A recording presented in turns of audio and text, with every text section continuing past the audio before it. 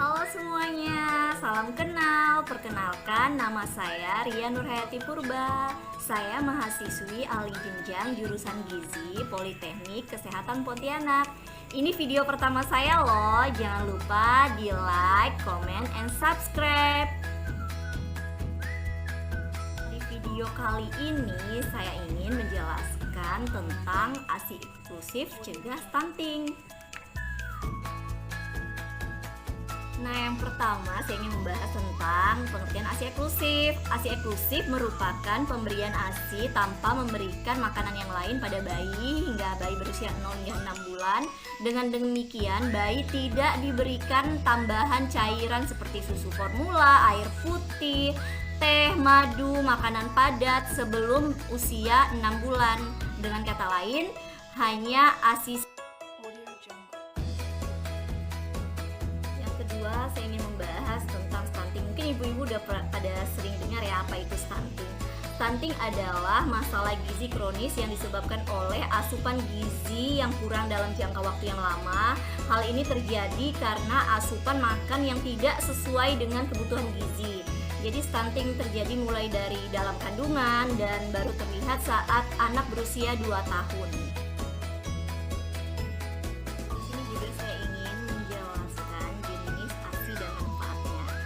Pertama itu kolostrum. Jadi merupakan cairan yang memiliki warna kekuningan umumnya pada hari 1 sampai ke 3 setelah kelahiran. Yang kedua itu susu transisi, jenis ASI yang diproduksi setelah kolostrum pada hari ke-4 sampai 10 kelahiran bayi, warnanya lebih putih dari kolostrum. Terdapat imunoglobin, protein, dan laktosa dan konsentrasi yang lebih rendah. Memiliki kandungan lemak dan jumlah kalori yang tinggi.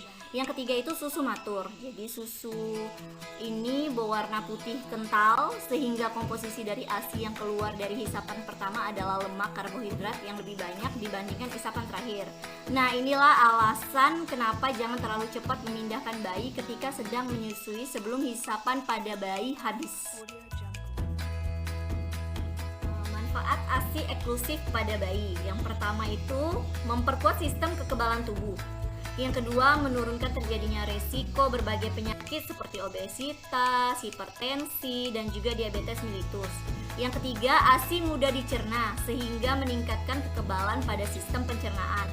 Yang keempat, dapat menyempurnakan tumbuh kembang bayi dan dapat membuat bayi sehat dan cerdas sehingga mencegah malnutrisi. Yang kelima, komposisi ASI akan disesuaikan dengan kebutuhan bayi.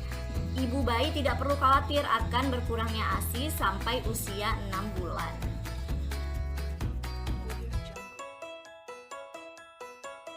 Nah, selanjutnya manfaat ASI eksklusif untuk ibu. Yang pertama, mengurangi pendarahan pasca persalinan. Yang kedua, mengurangi berat badan pasca persalinan. Yang ketiga, ikatan batin antara ibu dan anak. Yang keempat, mengurangi resiko kanker payudara dan juga kanker ovarium.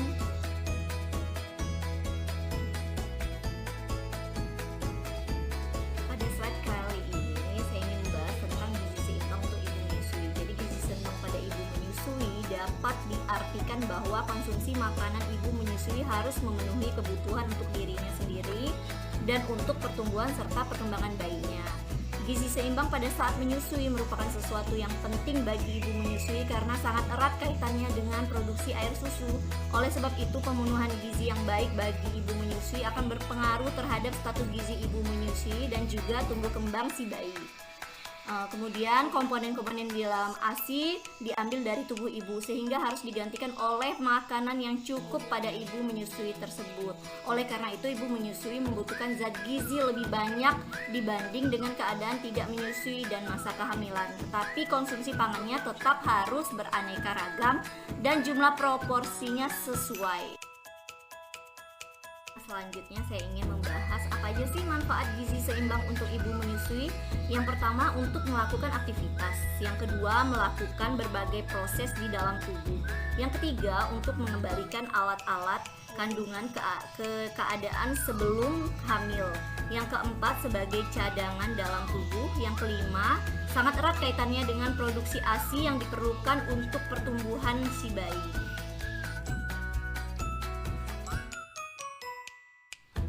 Kebutuhan gizi ibu saat menyusui meningkat dibandingkan dengan tidak menyusui dan masa kehamilan.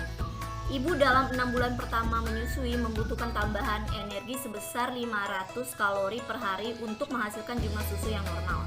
Sehingga total kebutuhan energi selama menyusui akan meningkat menjadi 2.400 kilokalori per hari yang akan digunakan untuk memproduksi ASI, dan aktivitas ibu itu sendiri dalam pelaksanaannya dapat dibagi menjadi 6 kali makan, yaitu 3 kali makanan utama dan 3 kali makanan selingan, sesuai dengan pedoman gizi seimbang yang dianjurkan. Kebutuhan zat gizi lain juga akan meningkat pada saat ibu menyusui. Yang pertama itu karbohidrat. Saat 6 bulan pertama menyusui, kebutuhan ibu meningkat sebesar 65 gram per hari atau setara dengan 1,5 porsi nasi. Yang kedua itu protein, sangat diperlukan untuk peningkatan produksi air susu. Ibu menyusui membutuhkan tambahan protein 17 gram atau setara dengan 1 porsi daging atau 1 porsi tempe. Yang ketiga itu lemak. Lemak itu berfungsi sebagai sumber tenaga dan berperan dalam produksi ASI serta pembawa vitamin larut lemak dalam ASI. Kebutuhan minyak yang meningkat seperti di dalam tumpeng gizi seimbang yaitu sebanyak sekitar 4 sendok teh. Lemak yang diperlukan untuk ibu menyusui yaitu lemak jenuh ganda seperti omega 3 dan omega 6. DHA merupakan asam lemak omega 3 yang penting dan dibutuhkan oleh bayi untuk perkembangan otak dan dapat memperkaya DHA dalam ASI dengan mengonsumsi ikan 2-3 kali per minggu. Kemudian 4 itu vitamin dan mineral. Ibu menyusui membutuhkan lebih banyak vitamin dan mineral dari ibu hamil. Kadar vitamin dalam ASI sangat dipengaruhi oleh vitamin yang dimakan si ibu. Jadi suplementasi vitamin pada ibu akan menaikkan kadar vitamin ASI. Nah, vitamin yang penting dalam masa menyusui adalah vitamin B1, B6, B2, B12, vitamin A, yodium, dan selenium. Ibu menyusui rentan terhadap kekurangan gizi. Jadi untuk mencegahnya memerlukan suplemen baik berupa makanan maupun vitamin dan mineral, khususnya vitamin A dan zat besi. Nah, yang kelima itu cairan. Jadi ibu menyusui sangat membutuhkan cairan agar dapat menghasilkan air susu dengan cepat. Dianjurkan minum 2-3 liter air per hari atau lebih dari 8 gelas air sehari. Terutama saat udara panas, banyak keringat, dan saat demam dianjurkan lebih dari 8 gelas sehari. Waktu minum yang paling baik adalah pada saat bayi sedang menyusui atau sebelumnya, sehingga cairan yang diminum bayi dapat diganti. Kemudian cairan dapat diperoleh dari air putih, susu, jus, buah, dan air yang tersedia di dalam makanan. Untuk rangkumannya dapat dilihat di slide ini ya. Sekian informasi dari saya, semoga bermanfaat. Sampai jumpa lagi di video berikutnya dengan topik-topik yang lebih menarik lainnya. Thank you, see you again, bye bye.